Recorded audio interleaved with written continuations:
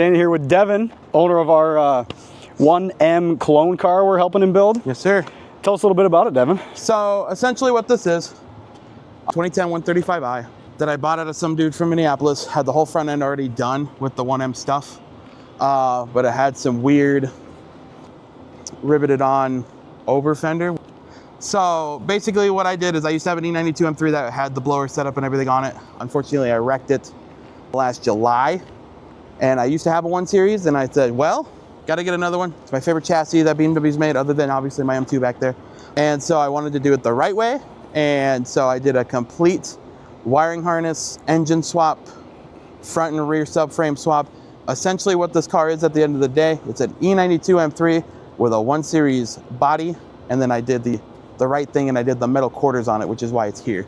The quarter flares welded on, nice butt welds, no lapping, good body work, good primer, good paint at the end of the day. This thing will be a great looking hot rod. Yes, sir. What kind of horsepower are you making with this? With the M3, it was making 625. That's what the kit's rated for. That wasn't on E or anything though. When it's done here, it's going to my buddies at another shop to get it tuned on E and get some supercharger modifications done. Hopefully make 700 wheel. This car also does weigh 500 pounds less than the M3 did, so it'll be a riot.